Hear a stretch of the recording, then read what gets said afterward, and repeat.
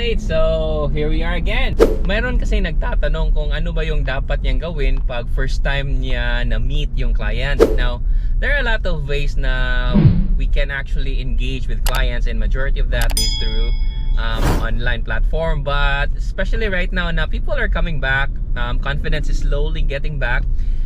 There are buyers that would prefer to meet their agents personally. So I'm gonna give you tips, in terms of what will you do to meet when you meet your clients. So let's start with number one. It's basically about setting the mood. You have, for the first time that you see them, you have to smile.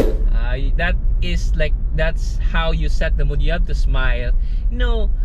Create that warm feeling that you are happy to serve them and that you are here to add value to them.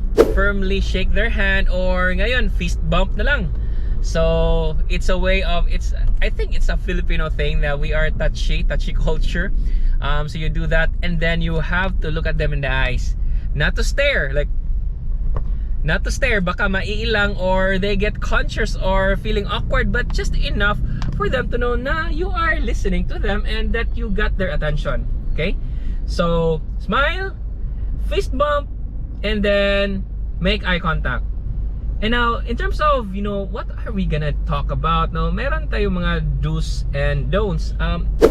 You don't talk about political issues, especially if you don't know the person. And try to avoid asking personal questions because you are there for real estate. Okay, so you have to focus on real estate. Whatever it is outside of real estate, don't open it, or you don't engage or start conversation with it.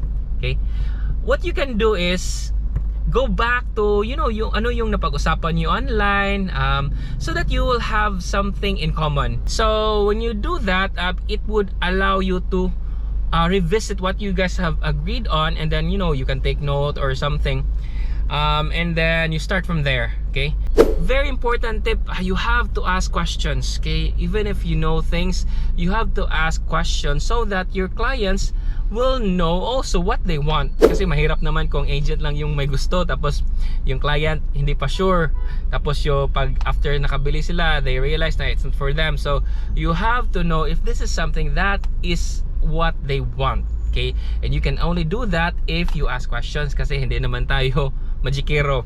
Okay, we're not magicians, or we're not fortune tellers na we know what they want. Especially on the financing side, maraming buyers na they can afford the reservation, they can afford the equity, but meron talagang chances na yung bank financing or yung bank application nila madi-deny, primarily because of their income capacity. So you have to set that expectation para rin sa kanila, kasi sayang yung pera nila pinaghirapan tapos mawawala lang, or at least half na lang yung ma-return. Okay, so that should be part of our responsibility as an agent, especially now na you already have a personal contact. So our services actually goes beyond reservation.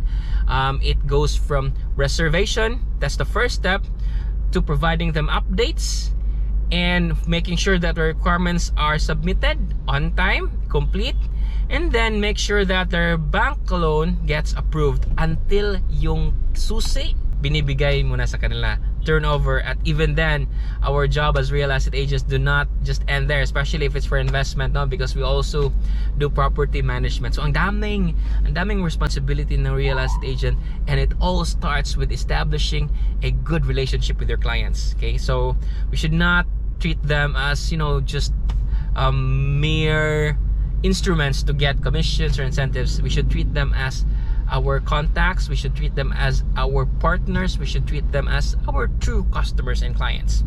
Okay, so yun lang, very basic step.